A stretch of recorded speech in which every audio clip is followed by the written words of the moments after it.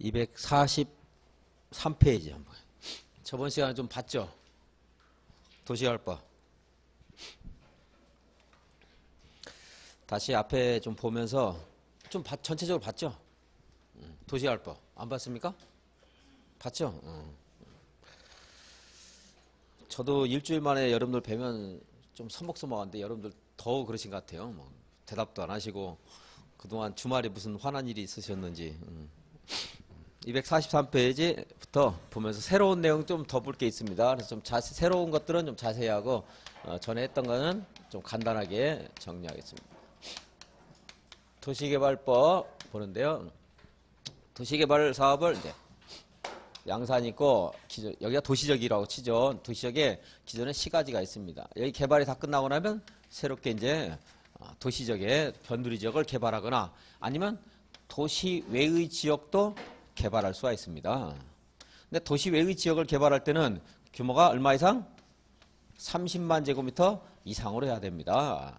이렇게 자연을 마구 파헤치라는 게 아니고 지금 여기에서 이렇게 큰 규모를 찾을 수 없을 때 가야 된다. 이렇게 이해를 하면 기회가 좀 좋습니다.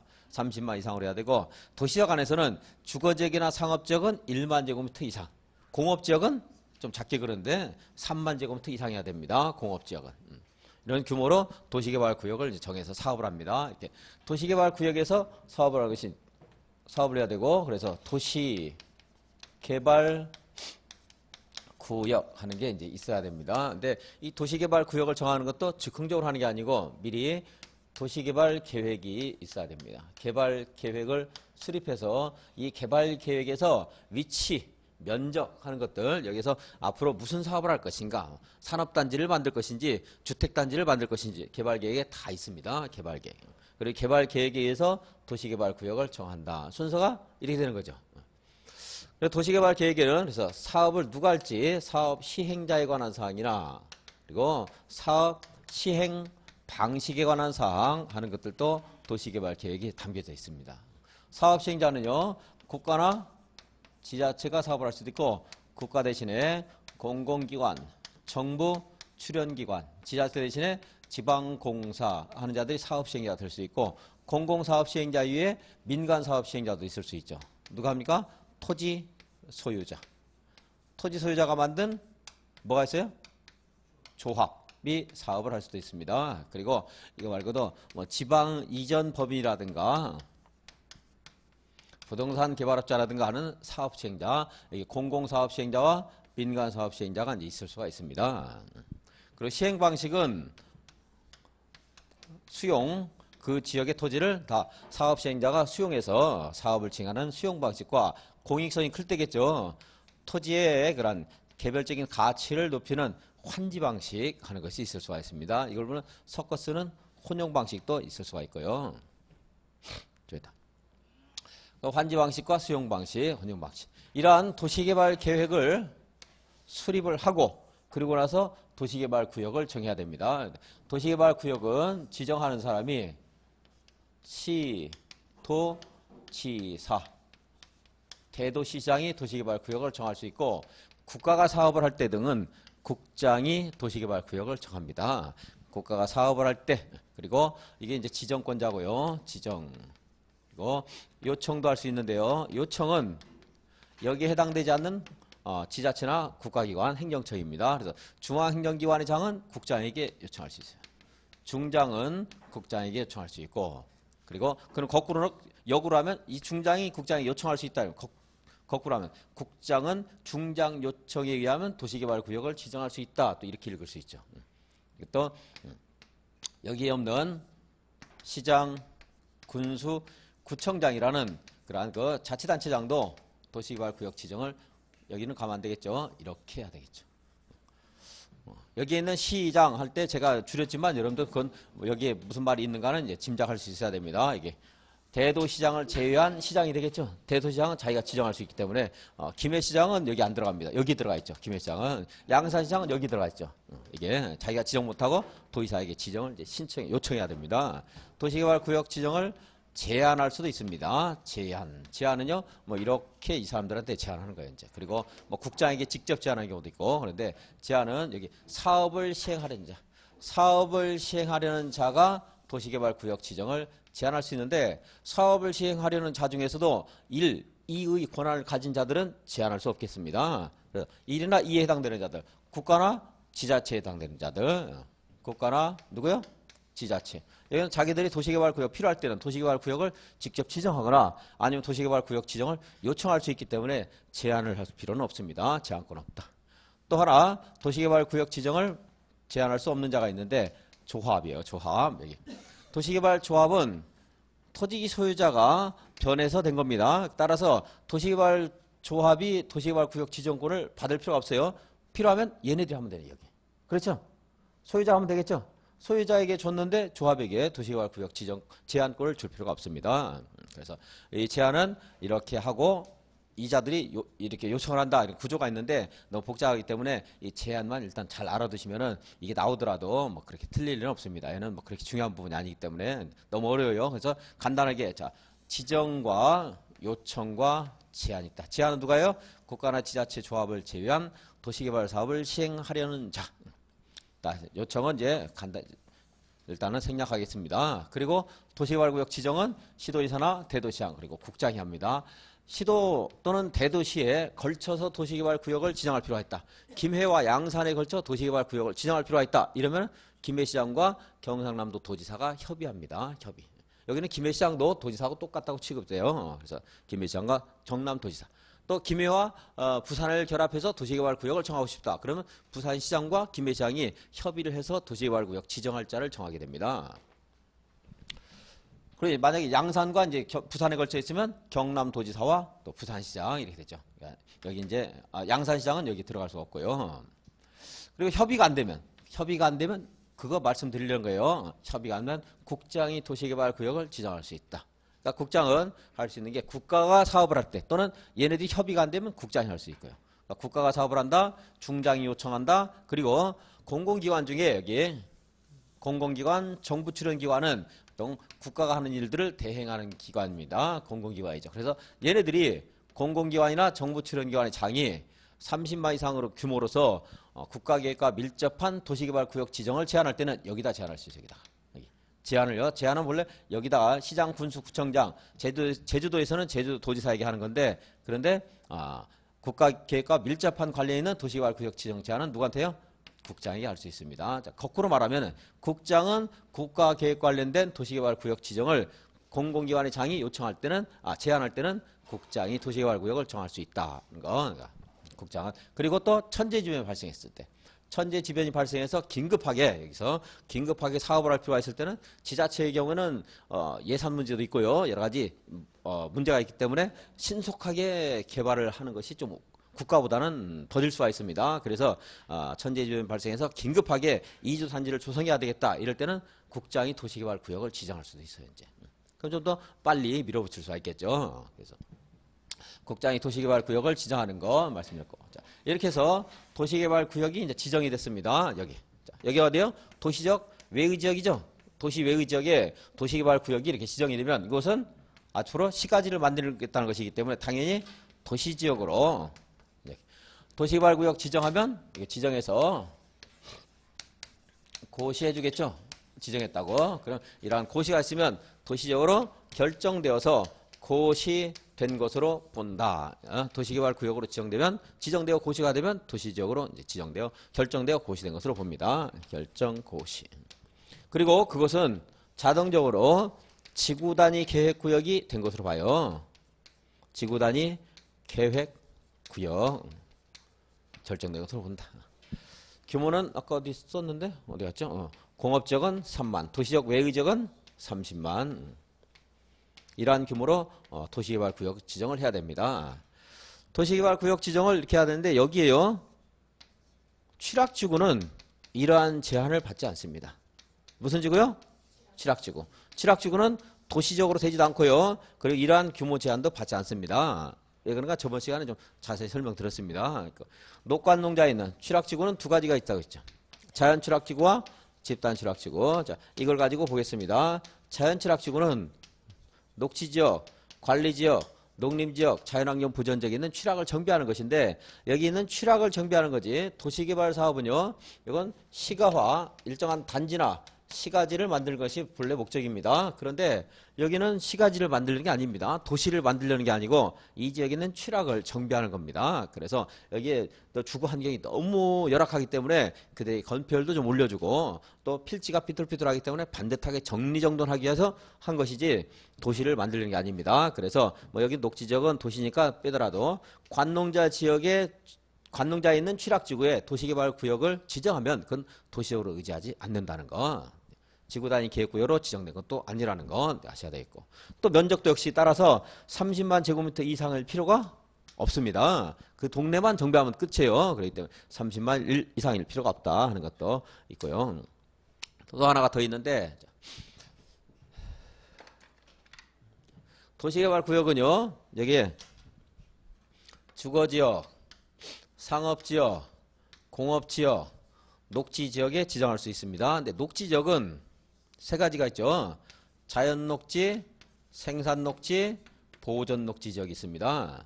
근데 보존녹지 지역은 도시개발구역 지정하면 안 됩니다. 보존녹지 지역은.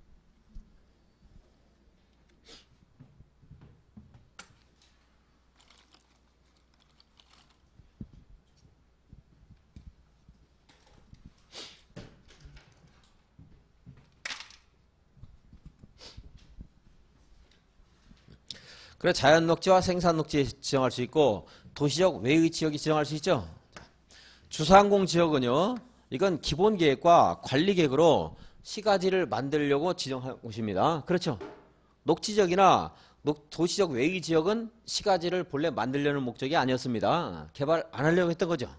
근데 이제 이러한 곳에 그래 따라서 자, 자연녹지나 생산녹지 그리고 도시적 외의 지역에 도시개발구역을 지정하려면 미리 도시군 기본계획으로 그것이 개발 가능한 용도로 미리 정해져 있을 때 미리 여기 자연녹지 생산녹지 이런 거에 어디에서요?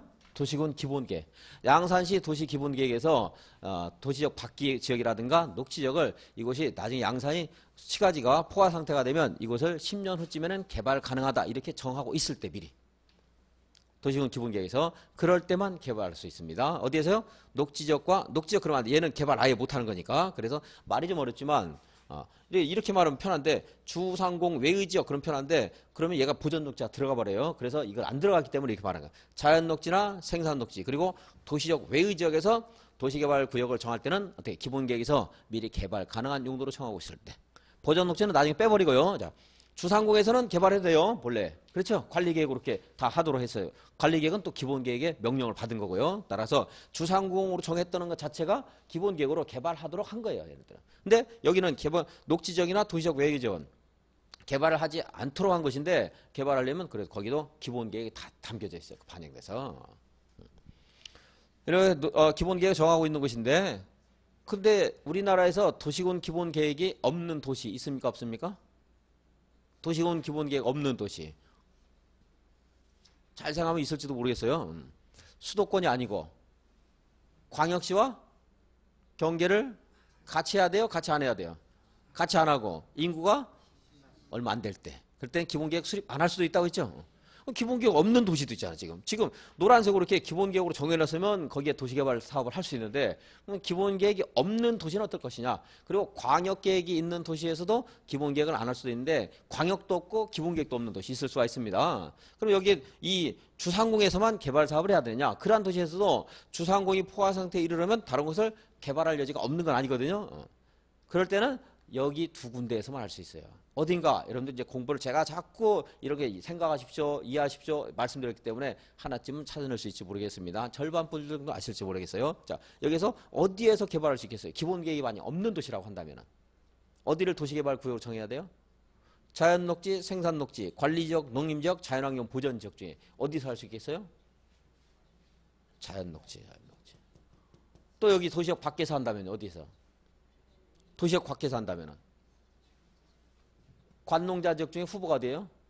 어디서 해야 돼요? 관리지역. 관리지역 중에서 어디 할 수 있겠어요?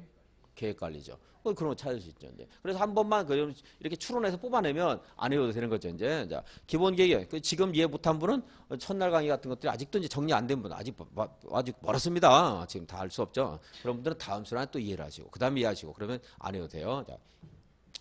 기본 계획이 있을 때는 자연 녹지나 생산 녹지 그리고 도시역 밖에서 개발할 때는 쉽게 말해서요. 보전 녹지 나중에 빼기로 하고 주상공이 아닌 곳에서 개발하려면 어떻게 해야 돼요? 기본 계획에서 이미 기본 계획 수립할 때 반영하고 있어야 돼요. 개발 가능한 정도로 정하고 있을 때. 그래서 뭐 기본 계획을 보면 돈이 보인다 뭐 이런 말을 하기로 하는 거죠. 극단적으로. 그런데 기본 계획이 없는 도시라면 어디서 개발할 수 있어요? 자연 녹지와 계획관리죠. 계획관리죠. 여기서는 이제 할 수가 있어요. 그게 관리계획으로도 그게 가능하다고 우리 또 법에서도 국토계획법에서도 가능한 용도로 하고 있는 거예요. 계획관리적은 도시적으로 편입이 예상되는 것. 그리고 자연녹지는 불가피한 경우에 제한적인 개발이 가능한 것. 용도지역에서 한 번씩 읽은 적이 있었습니다. 그런데 취락지구는 지금 말한 원칙도 적용한대요. 기본계획 없는 곳에 취락지구의 도시개발구역 정할 때는 그 관리지역이든 농림지역이든 자연환경 보전지역이든 그것에 대해서 뭐 기본계획이 이미 개발 가능한 정도로 정할 필요가 있어요 없어요? 없죠. 아까 말했잖아요. 취락지구는 개발하는 곳이 아닙니다. 주거 환경만 개선하는 거지 시가지를 만들려는 것이 아니기 때문에 이러한 것들이 온통 적용한대요. 면적이라든가 도시역 의제라든가 또는 저기서 말한 기본계획에서 개발 가능한 용도로 정하고 있을 때만 녹지지역과 도시역 외의 지역에서 개발할 수 있다. 이런 말들이 적용 안 된다는 거. 아실 수 있어야 되겠고 다음에 또 말씀드릴 때 이해를 좀 더 해주시고 이렇게 도시개발구역으로 정하게 되면 여기서 개발행위할 때는 좀 더 허가사항이 많아지죠. 뭐가 들어가죠? 중목 건공물 토 그리고 중목 벌채와 식재도 허가를 받아서 해야 됩니다. 벌채와 식재. 이제 허가를 받지 않아도 되는 것 하는 것은 도시개발 사업을 진행하는데 별로 방해가 되지 않는 것들, 지장을 주지 않는 것들은 허가를 받을 필요 없이 경미한 개발 행위는 할 수가 있습니다. 비닐하우스를 설치한다라든가 물론 재난수습을 위한 응급조치는 도시개발 사업에 방해를 주지 않든 우리 생명과 관련되기 때문에 당연히 허가 없이 할 수 있고요. 그리고 경작을 위한 토지 형질 변경, 토속 채취인데 사업에 지장을 주지 않는 토속 채취라든가 남겨두기로 결정한 대지에 물건을 쌓아놓는 것 방해 안 되죠. 중목을 식재는 하는데 관상용 중목을 임시로 식재하는 것 이러한 때는 허가를 받을 필요가 없이 할 수가 있습니다. 그리고 도시개발구역 지정 전에 이미 허가 등을 받아서 사업을 시작한 사람은 도시개발구역 지정 후에 또다시 허가를 받을 필요는 없다는 거. 도시개발구역이 지정되면요 이제 이렇게 다음에 실시계획 수립해서 이것을 인가를 받고 고시를 해야 됩니다. 실시계획은 앞으로 도시개발 사업을 언제 시작해서 언제 끝낼 것인가, 어떠한 규모로 할 것인가 이런 것들이 실시계획이 있습니다. 공사 일정. 당연히 이 개발 계획에 따라서 해야 되겠죠. 저 구역에서 해야 되는 거지 지멋대로 다른 데 가서 공사하면 안 되겠고요. 실시계획은 이제 개발 계획에 맡겨야 됩니다. 그래 이제 공사에 대한 허가를 받았으면, 인가를 받았으면 그럼 이제 공사를 할 수 있죠. 공사가 끝나면 여기 인가받은 대로 공사가 끝났는가 한 게 뭐예요? 준공검사. 준공검사 통과되면 이제 공사 끝났다고 공사 완료 공고합니다. 공사 완료 공고. 그러면요 우리가 도시구 국토계획법에서 뭐 도시군 계획시설 사업인 도로 설치라든가 공원 조성하는 것들은 이거 하면 이제 끝이에요. 그 뒤는 우리가 볼 거 없습니다. 가서 이용만 하면 되기 때문에. 근데 여기서는 절차가 또 나와 있어요. 이제 조성한 것을 누구에게 어떻게 나누어질 것인가 하는 문제가 나와 있습니다. 그래서 도시개발 사업은요 2가지 방식이 있다 그랬는데 수용 방식과 환지 방식이 있습니다. 환지. 수용 방식은 여기에 있는 환지 방식부터 한번 볼게요. 환지 방식은 여기 있는 토지들을 반듯하게 이렇게 지금은 좀 경제적 가치가 좀 떨어지죠. 이용한 데 있어서. 그래서 이거를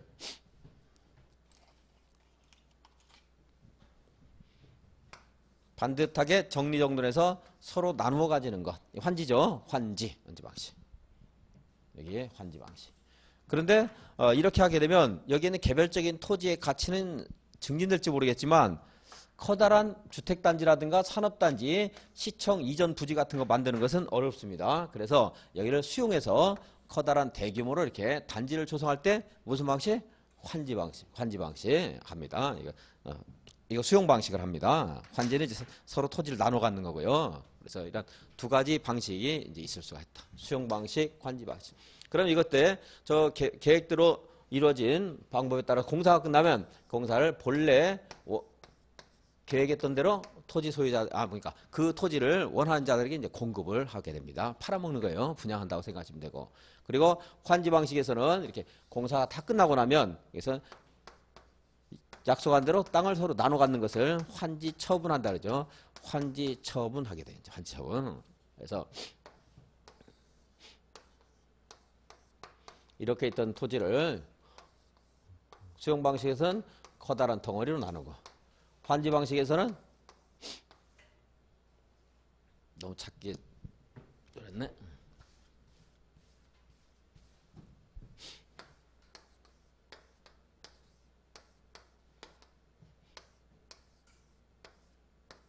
커다랗게 조성하고, 환지 방식은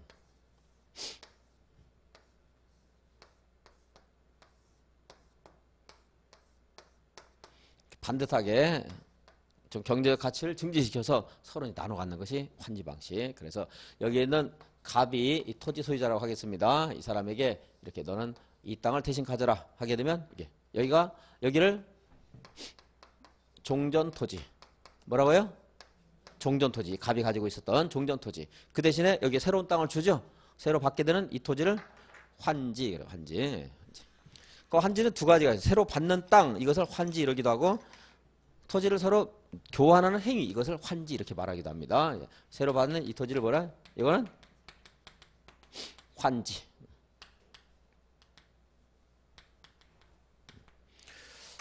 그래서 이 토지 대신에 이 토지를 이렇게 교환해주는 그러한 행위를 하면 환지라고, 이 과정에서 이 사람이 새롭게 받는 땅은 보통 여기 있는 토지보다 면적이 줄겠죠? 보통은. 그 줄어도 내가 이제 납득할 수 있는 이유는 토지의 개별적인 효용이 증진됐기 때문에, 땅값이 올랐기 때문에 이제 만족할 수가 있습니다. 그런데 과정에서 토지의 그런 개발 사업이 별로 만족스럽지 못한 그런 것들이 있을 수가 있고, 여기 환지 처분화 과정에서 다툼이 있을 수가 있어요. 이제. 그래서 이러한 다툼이 다 끝나고 나면 양산 시부에 이제 실어져요. 오늘이 2월 며칠이죠? 2월 6일인가? 2월 6일에 오늘 2월 6일 맞습니까? 2월 5일에요. 2월 5일에 환지 처분이 됐습니다. 그러니까 공고해줘요. 그럼 환지 처분 공고일, 환지 처분 공고일이 끝난 다음 날 2월 6일에 이 환지가 이 종전토지하고 종전토지 역할을 하게 돼요. 이제. 그러니까 갑은 여기 소유자였으면 이 환지의 소유자가 될 것이고, 여기 임차권자는 이 환지의 임차인이 될 것이고, 지상권자는 지상권을 가지게 되고, 그래서 환지가 이제 종전토지 역할을 대신합니다. 그래서 이렇게 말해요. 환지를 종전토지로 본다. 뭐라고요? 환지를 종전토지로 본다. 그럼 여기에 있는 모든 권리 의무 관계가 이렇게 일체 인정을 하게 되는 거죠. 만약에 그냥 갑은 종전토지 대신에 환지의 소유자가 된다 이렇게 하면 여기에 쓸 말들이 너무 길어져요. 의뢰나 임차인이 있으면 여기 임차인이 된다. 지상권자가 있으면 지상권자가 된다. 압류를 했을 때는 압류력이 받친다. 너무 복잡하기 때문에 간단하게 환지를 종전토지로 본다. 이렇게 딱 처리하면 여기에 있었던 권리 의무 관계가 다 일체 이전하는 거죠. 이제. 언제요? 환지 처분 공고일 다음 날이죠. 그래서 수용 방식은 이처럼 토지를 공급하는 절차가 있고, 환지 방식은 환지 처분하는 절차가 이제 남아 있습니다. 이게 다 끝나고 나면 여기서는 수용 방식에서는 공사 완료 공고일 다음 날 도시개발 구역 지정은 이제 효력을 상실해요. 그러니까 도시개발 구역이 아닙니다. 이거 공사하는 곳이 도시개발 구역이지, 이렇게 조성된 토지는 그 지역은 도시개발 구역이 아닙니다. 그냥 도시예요. 도시개발 구역이 아니고. 그래서 수용 방식일 때는 공사 완료 공고일 다음 날, 얘는 도시개발 구역이 아니에요. 근데 환지 방식은요, 공사 완료 공고일 다음 날 도시개발 구역이 아닌 것이 아니고 이것까지 끝나야 돼. 이것까지 환지 처분까지. 그래서 다툼이 다 끝나서 여기에 가서 더 이상 공사할 일이 없어졌을 때, 그랬을 때 도시개발 구역이 이제 해제가 됩니다. 그래서 환지 처분 공고일 다음 날, 얘는 이제 도시개발 구역이 아니에요. 이렇게 공사가 순조롭게 끝나서 도시개발 구역 지정이 해제되는 경우도 있는데, 이렇게 공사가 순조롭게 진행되지 않고 불가피한 사정으로, 피치 못할 사정으로 도시개발 구역이 해제되는 경우도 있을 수가 있습니다. 그것이 도시개발 구역 지정 고시하면요 3년 이내에 실시계획을 작성해서 인가 신청을 해야 돼요. 나 이렇게 공사를 하겠습니다. 돈은 어떻게 만들고 언제부터 시작해서 언제 끝내겠습니다 하는 무슨 계획이요? 실시계획 인가 신청해야 됩니다. 3년 내에 실시계획 인가 신청 안 하면 도시개발 사업을 할 의지나 능력이 없구나 이렇게 판단하고요. 도시개발구역 지정은 다음날 해제된 것으로 본다.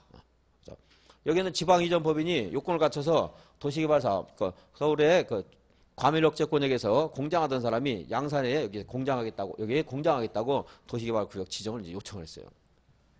도시개발구역 지정해줬더니 3년이 지날 때까지 2년 6개월, 3년 다 돼가는데 이 사람이 실시계 인가 신청 안 하길래 서울에 가보니까 막 공장을 더 넓혀가지고 장사가 잘 됐는지 거기서 뭐 계속 뭐 하고 있습니다. 사업을. 그럴 때는 그 도시개발구역 계속 유지할 필요 없겠죠. 그래서 3년 된 다음 날 도시개발구역은 해제된 것으로 본다. 도시개발 계획을 수립하고 도시개발 구역을 정하는 거죠. 근데 이렇게 거꾸로 갈 때가 있습니까? 구역을 정하고 계획을 수립할 때도 있습니다. 그것은 좀 한가한 곳에 살 때 땅값의 폭등 가능성이 있는 곳에 투기가 개입되는 것을 억제하기 위해서 도시개발 구역을 먼저 정하고 도시개발 계획을 나중에 수립하는 경우가 있었습니다. 그럴 때는 구역을 정하고 2년 내에 도시개발 계획을 수립하지 않으면 2년 된 다음 날 도시개발 구역 지정은 해제된 것으로 본다. 그래서 2년 주고요. 그리고 이제 거꾸로 갔으면은 인가가 이거 다음에 오겠죠? 이렇게. 당연히 이것도 역시 길다고 해서 5년 아니고요. 3년입니다. 똑같이. 사전적인 절차가 끝나고 나면 실시계획은 3년 이내 해야 돼요. 3년 이내. 뭐 규모가 넓을 때는 5년짜리 되는데 신경 쓰지 마시고 너무 어려우니까. 실시계획 인가 신청은 몇 년? 이렇게 되면 이거 다음에 3년. 거꾸로 갈 때는 당연히 이거 다음에 있어야 되겠죠. 앞에 사전적인 절차가 완료되고 몇 년? 3년 내에 실시계획 인가 신청해야 됩니다. 개발계획은 2년 만에 수립해야 돼요. 자, 이렇게 이러한 사업이 더 이상 진행되지 않기 때문에 도시개발 구역 지정이 해제 의제되었을 때는 그 지역은 도시적으로 계속 남아있게 되어 과거 용도 지역으로 이렇게 환원해야 돼요. 환원해야 되겠죠? 지구단위 계획구역도 폐지된 것으로 봐야 됩니다. 이렇게 되죠. 근데 사업이 완료됐을 때는 과거 용도 지역으로 환원되는 것이 아니라는 건 이제 아실 수 있겠죠. 이게 실시에 하는 절차까지 이제 진행이 원만하게 진행되지 않으면 도시개발 구역이 이제 해제되는 경우도 있을 수가 있습니다. 자, 거꾸로 하는 거 한번 볼게요. 거꾸로 하는 거. 도시적 외의 지역에서 할 때, 그리고 자연녹지나 생산녹지에서 할 때, 전체 도시개발 구역의 면적 중에 주상공이 합한 면적이 전체 면적의 100분의 30 이하일 때, 그때도 도시개발 구역을 지정하고 개발계획을 나중에 수립할 수 있다 이랬습니다. 얼마 이하일 때? 100분의 30 이하일 때, 주거 상업공업지역 면적이 100분의 30 이하일 때, 그리고 국가 균형 발전을 위한 것도 거꾸로 할 수 있고요. 왜 이렇게 거꾸로 가는가 하는 것을 이제 말씀드렸기 때문에 그걸 가지고 연상을 하실 수 있어야 됩니다. 그냥 마구잡이로 외우는 것보다 그게 훨씬 나중에 하면 효율적입니다. 이제. 이건 이제 도시개발 계획에서 하나만, 두 가지만 더 말씀드리고 교재 다시 확인해 드리겠습니다. 도시개발 계획을 수립할 때 환지 방식.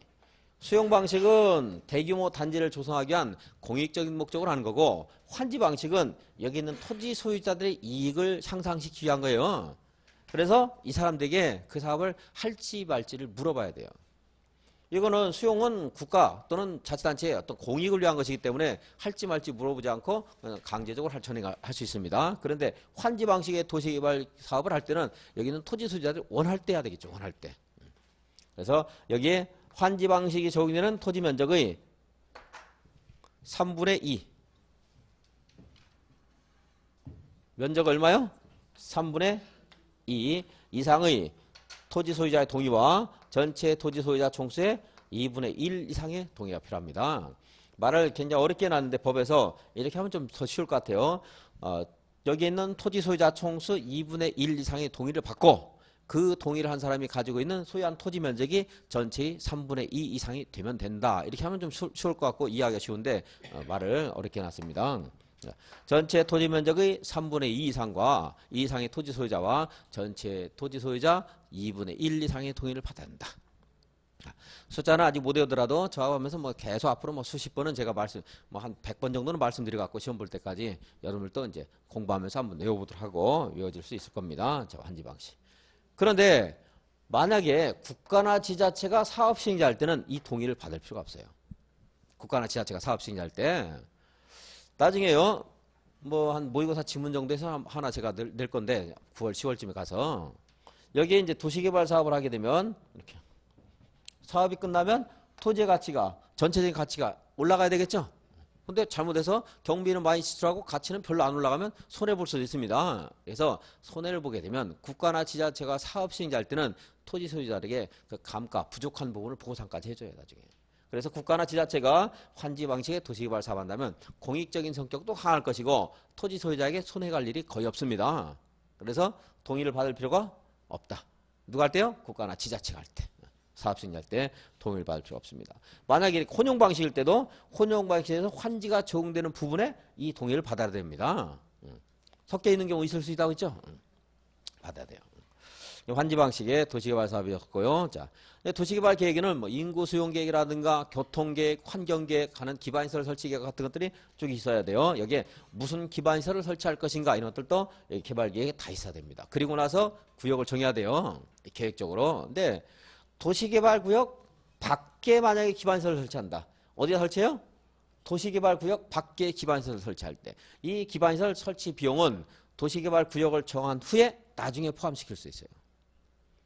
자, 여기 거꾸로 가는 거 생각하지 마시고요. 그냥 일반적인 절차. 자, 여기서 이리 가요. 갈 때 여기 있는 지금 말씀의 네 가지는 보류하고 있다. 도시개발구역을 정한 이후에 포함시켜도 돼요.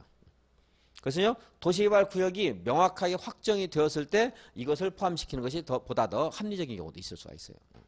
어때요? 구역을 정해야지 도시개발구역 밖이 어디인가 하는 것도 알 수 있을 수 있겠죠. 그래서 도시개발구역 밖에 뭘 설치해요? 기반시설을 설치한다. 그럼 이 기반시설 설치에 대한 비용 부담 계획은 개발구역을 정하고 나중에 포함시킬 수 있어요.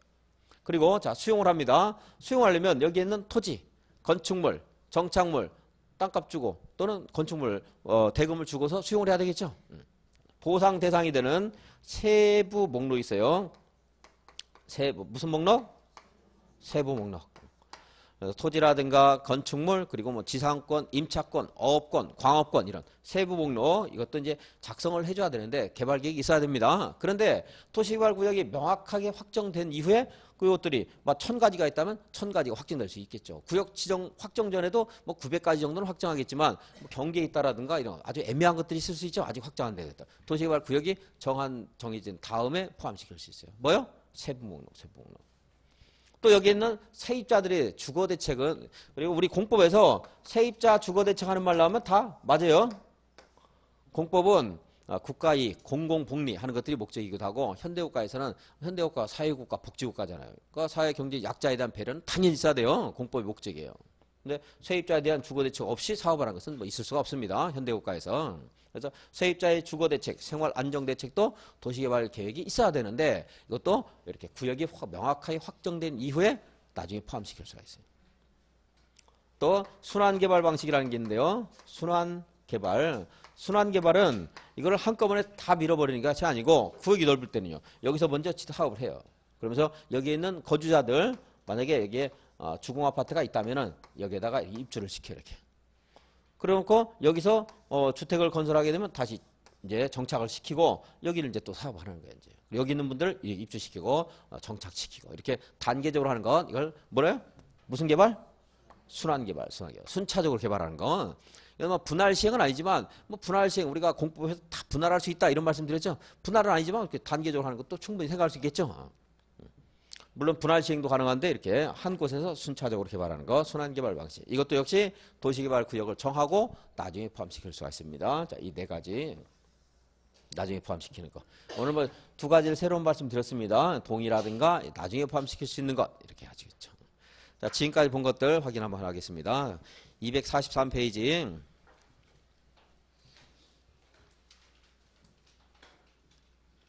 지정권자는 도시개발구역을 지정하려면 해당 구역에 대한 사업의 계획을 수립해야 된다. 그러니까 지정권자가 누구인가는 좀 전에 봤죠? 국장, 시도의사, 대도시장. 243페이지. 그래서 앞으로 계속 지정권자가 지정권자 하는 말이 나옵니다. 예외, 개발계획을 공모하거나 대통령령으로 정하는 지역에 도시개발구역을 지정할 때는 구역을 먼저 정하고 개발계획을 후에 수립할 수 있다. 대통령령이 정하는 곳이 그 밑에 있는 거죠. 도시적 외의 지역이라든가 자연녹지, 생산녹지 지역, 그리고 국가균형발전 꾀하는 지역, 주거상업공업적 면적의 합계가 전체 면적의 100분의 30 이하인 지역 이런 곳은 도시개발구역을 정하고 나중에 개발계획을 수립할 수가 있다는 겁니다. 거꾸로 갈 수 있다. 만약 주거지역에 산다. 그럼 어떻게 해야 돼요? 거꾸로 하면 안 돼요. 이렇게 순서대로 가야 됩니다. 상업지역 이렇게 가야 돼요. 전체 도시개발구역 면적의 50%가 상업지역이다. 그럼 이렇게 거꾸로 하면 안 돼요. 순서대로 가야 됩니다. 주상공 합계가 100분의 30 이하일 때는 거꾸로 갈 수 있습니다. 244페이지 3번. 지정권자가 환지 방식의 도시개발 사업에 대한 개발계획을 수립하려면 환지가 적용되는 지역의 토지 면적의 3분의 2 이상에 해당되는 토지 소유자와 전체 토지 소유자 총수 2분의 1 이상의 동의를 받아야 된다. 이 두 가지 요건을 다 갖춰야 됩니다. 재산만 믿고 밀어붙일 수도 없고 머릿수만 믿고 밀어붙일 수도 없고 두 가지 요건을 다 갖춰야 돼요. 면적 3분의 2, 머릿수 2분의 1 요건을 다 갖춰서 환지 방식의 도시개발계획을 수립할 수 있다. 그런데 오른쪽 페이지 보시면 예외에 지정권자가 환지 방식의 계획을 수립하려고 할 때 시행자가 국가나 지자체일 때는 토지 소유자의 동의를 받을 필요가 없다 하는 것. 다음 페이지 247페이지 보겠습니다. 이게 지금 읽는 것들은 참고삼아 줄 긋지 마시고 자 1번부터 도시개발구역 명칭 이런 게 계획이 있어야 돼요. 그리고 목적, 시행기간 분할 시행한다면 분할 시행하려는 그 내용, 그리고 시행자에 관한 사항, 시행 방식, 인구, 토지, 원형지, 교통, 환경, 그리고 복지시설, 기반시설 이런 것들이 다 도시개발 계획에 미리 있어야 됩니다. 그런데 14. 도시개발구역 밖의 지역에 기반시설을 설치해야 되는 경우에 그 시설의 설치에 필요한 비용에 관한 계획. 이거는 어떻게 된다고요? 구역을 정하고 나중에 포함시킬 수 있어요. 그냥 괄호 이렇게 공란으로 비워놨다가 나중에 포함시킬 수 있다. 수용이나 사용 대상이 되는 토지, 건축물, 토지에 관한 정착한 물건, 리스트, 그리고 이에 관한 소유권 외의 권리도 있을 수 있죠. 뭐 임차권, 지상권 하는 것들, 그리고 민법상의 권리 아닌 뭐 광업권, 어업권, 물에 관한 권리 등 모든 것에 자세한 그 목록을 도시개발 계획에 포함을 시켜야 됩니다. 그런데 이것은 구역을 정한 이후에 나중에 포함시킬 수 있다 했고, 임대주택 건설계획 등 세입자 주거 및 생활안정대책도 역시 도시개발구역을 정하고 후에 포함시킬 수 있다. 순환개발 등 단계적 사업 추진이 필요한 경우에 사업 추진 계획에 관한 사항 역시 순차적으로 사업을 할 수 있다고 했죠. 그것도 나중에 포함시킬 수 있습니다. 뭐 아주 자주 나오는 부분은 아니지만 그래도 4개니까 여러분들 출제위원 들어가도 내고 싶죠? 4개라 내고 싶은 게 아니고 앞글자 같은 게 아니고 하나만 집어넣으면 딱 문제가 만들어지잖아요. 다음 쪽 아닌 것은 시행 방식에 관한 사항, 시행자에 관한 사항 이런 것들은 나중에 하는 게 아니죠. 여기 있는 것만 나중에 할 수 있는 거예요. 무슨 목록? 세부 목록. 이건 한 번 더 나오기 때문에 말씀 한번 드렸어요. 249페이지 도시개발구역의 지정. 지정권자는 시도지사, 대도시장. 시도지사, 대도시장이 도시개발구역을 지정할 수 있다. 그리고 다음 페이지. 그런데 국장이 지정하는 경우가 있죠. 국장 지정 250페이지. 협의부터 볼게요. 협의. 도시개발 사업이 필요하다고 인정하는 지역이 둘 이상의 시도 또는 대도시에 걸쳐 있을 때는 관계 시도지사 또는 대도시시장이 협의하여 도시개발구역을 지정할 자를 정한다. 예외. 도시개발구역을 국장이 지정하는 예외가 있는데 먼저 1. 국가가 도시개발 사업을 실시할 필요가 있을 때. 2번 누가 요청할 때요? 중장이 요청할 때. 그리고 또 3번은 누군가 모르더라도 국가계획과 밀접한 그런 도시개발구역 지정을 제한하는 경우. 네, 이것은 쉽게 정리한 거고 나중에 이제 30만이라든가 공공기관의 장 이런 것들 나중에 읽으시면 됩니다. 물론 제일 많이 나오는 것은 30만 가지고 문제를 장난치는 경우가 있지만 그것은 나중에 외울 것이고 지금은 이제 국장이 이렇게 지정하는 경우도 있구나 하는 건. 5. 천지지변으로 긴급하게 사업을 할 필요가 있을 때 국장이 할 수 있죠. 그리고 4는 뭐예요? 위에 서본 협의에서 도시개발구역 지정이 되는 경우가 있는데 지정할 자를 정하게 되는데 협의가 되지 않을 때 그때는 국장이 도시개발구역을 지정할 수도 있습니다. 다음 페이지. 지정 대상 지역과 지정 규모 3만짜리만 보기로 했죠. 어디 있어요? 공업지역. 그리고 도시적 밖은 30만. 그래서 3만, 30만 이것만 보시고 복습할 때도 그것만 보시고 욕심 너무 내지 마시고 이제 3월 달에 가서 나머지는 1만입니다. 이렇게 하는 게 외우기가 더 쉬워요. 근데 주거지역, 상업지역 1만, 자연녹지, 생산녹지 1만, 공업지역 3만, 도시적 밖은 30만 이렇게 하다 보면은 나중에 섞여가지고 잘 오히려 혼란스러울 수 있어요. 자, 공업지역은 3만 이상입니다. 그리고 그 밑에 양과로 2번 개발 가능성 여부에서 구역 지정의 제한인데요. 자연녹지, 생산녹지 및 도시적 외의 지역의 도시개발 구역을 지정하는 경우에는 광역도시계획이나 도시군 기본계획에서 개발 가능한 용도로 지정하고 있을 때 지정할 수 있다 했습니다. 그런데 그 밑에 다만 광역도시계획과 도시군 기본계획이 수립되지 아니한 곳에서 자연녹지, 생산녹지 그리고 도시적 외의 지역에서 도시개발구역을 지정할 때는 어디에서만 할 수 있다고요? 자연녹지와 계획관리지역에서만 할 수 있다 했죠. 그런데 다음 페이지 3번 보시면 지금 본 면적이라든가 개발 가능성, 개발 제한, 개발 구역 지정 제한에 적용을 받지 않는 곳이 있는데 내부에 보시면 취락지구 또 개발진흥지구의 도시개발구역을 정할 때 국가균형발전에서 국장이 지정한 곳에 도시개발구역을 지정할 때 또 하나 뭐가 있죠? 지구단위 계획구역에 도시개발구역을 지정하고자 할 때는 면적 제한이라든가 또는 개발 가능한 용도로 정하고 있을 때만 지정할 수 있다 하는 것들이 적용되지 않는다는 거. 그래서 다른 것들을 다 보면 지금 너무 어려우니까 일단 취락지구 하나 가지고 여러분 복습을 하시면 됩니다. 취락지구. 취락지구에 지정할 때는 면적 제한 받아요 안 받아요? 안 받습니다. 그래서 관리지역에 있는 취락지구에 도시개발구역을 지정하려면 30만 제곱미터 이상이어야 된다. 이렇게 쓰면 나올 수가 있는 거예요. 틀렸죠? 취락지구에 지정할 때는 그런 제한을 안 받아요. 260페이지 260 보기 전에 여러분 256페이지 하나 확인하고 넘어가겠습니다. 도시개발구역 지정 절차 있는데 여기 도시개발구역 지정하려면 거쳐야 하는 절차가 있습니다. 뭐 기초조사, 의견 청취, 협의, 심의하는 것들이 있는데 도시군 관리계획이 중요하고 그걸 공부를 몇 바퀴 돌린 다음에 걔하고 얘가 이건 좀 다르고 이건 같습니다 하면 쉬운데 그것도 잘 정리가 안 되는데 이거 공부하다 보면 너무 어려워서 안 돼요. 헷갈려서. 그러니까 이거 생략하고 그것도 절차가 아주 뭐 중요한 부분도 아닙니다. 그래서 이거는 5월 달쯤에 가서 이제 비교하는 정도로 보겠습니다. 근데 주민 의견 청취 절차 그게 하나 이제 관련돼서 계속 앞에서 언급이 되는 말이기 때문에 이건 봐야 되겠습니다. 주민 의견 청취할 때요. 256페이지 양괄호 2번에 동그라미 2번 시장, 군수, 구청장은 주민 의견을 청취하려는 경우에 전국이나 해당 지방을 주된 보급지역으로 하는 둘 이상의 일간신문에 공고를 하고요. 일간신문 공고해야 돼요. 그리고 인터넷 홈페이지에 공고를 해야 됩니다.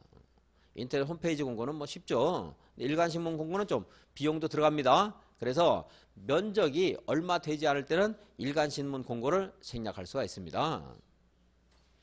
그럼 면적이 아주 많을 때는 이것이 다 끝나고 나서요. 공청회까지 개최를 해야 돼요. 면적이 넓을 때는 중요하기 때문에 공청회를 개최하고 면적이 좁을 때는 어떻게 해요? 일간신문 공고를 생략할 수 있습니다.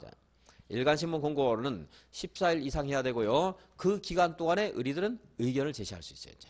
도시개발구역 지정의 뭐 정당성, 타당성, 합리성 이런 것에 대해서 의견을 제출할 수 있습니다. 14일 이상 공람시켜야 된다. 10만 미만일 때는 일간신문에 공고하지 않을 수 있다. 그리고 다음 페이지 3번 국장, 시도의사, 시장, 군수구청장은 사업 시행 면적이 얼마 이상일 때? 100만 이상일 때는 공람 기간이 끝난 후에 공청회를 개최해야 된다.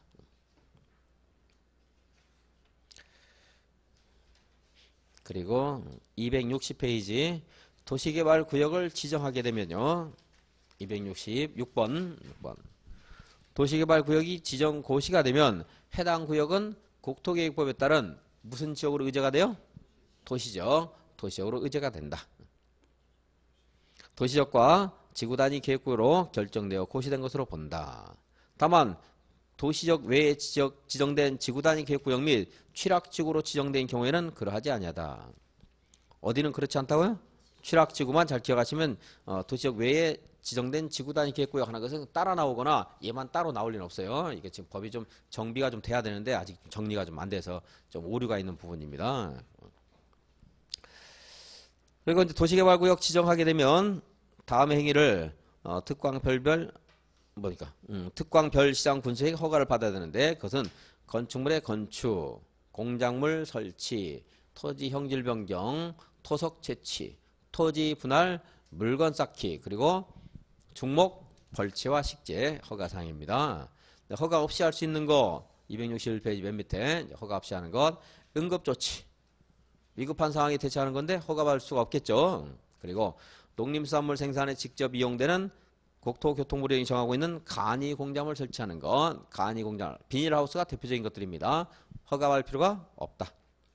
정작을 위한 토지 형질 변경 도시개발구역 개발에 지장을 주지 않고 자연경관을 훼손하지 않는 범위 내에서의 토석 채취 그리고 남겨두기로 결정한 대지에 물건을 쌓는 것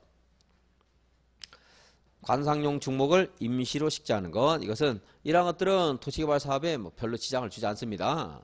비닐하우스 같은 것들은 사업을 하게 되면 금방 철거할 수 있어요. 그러지 않겠습니까? 경작을 위한 토지 형질 변경할 때는 뭐 거기다 아스팔트 포장하거나 이러지 않겠죠. 농사 짓는 거니까. 그래서 좀 중장비 동원하면 경작에서 뭐 어떻게 쓰더라도 금방 가서 형질 변경 금방 끝낼 수 있어요. 사업에 박이 안 됩니다. 자, 이런 것들. 그래서 그냥 외우지 말고 저럼 사업에 큰 지장을 주지 않겠다 하는 생각을 하면서 읽으시면은 나중에 안 받더라도 외우지 못했다 하더라도 충분히 찾을 수가 있어요. 다음에 262페이지 양괄호 6번 역번 기득권 보호 허가를 받아야 하는 행위로서 도시개발구역 지정 및 고시 당시 이미 허가를 받았거나 허가를 받을 필요가 없는 행위에 대해서 공사나 사업에 착수한 자는 또다시 허가를 받을 필요가 없다. 그랬죠. 근데 이제 신고는 해야 됩니다. 이것도 도시개발구역 지정 고시로부터 30일 이내에 신고하고 할 수 있어요. 그러니까 30일 지나면 못합니다. 이제 다시 허가 받아야 돼요. 그러니까 30일 이내에 나를 계속 사업을 하겠다. 하기 싫으면 그냥 안 하면 되는 거고요. 할 것 같으면 신고를 해야 돼요. 할 것 같으면. 도시개발구역 지정 해제 원칙 1번 도시개발구역이 지정 고시된 날로부터 몇 년 이내에 실시에 인가 신청하라고요? 3년 이내에 실시에 인가 신청을 하지 않는 경우에는 그 3년 되는 날 해제되는 게 아니고 그 위에 보면 네모 바로 위에 보면 다음에 규정된 날의 다음 날 하는 말이 있죠. 그래서 3년 되는 날의 다음 날 해제된 것으로 본다.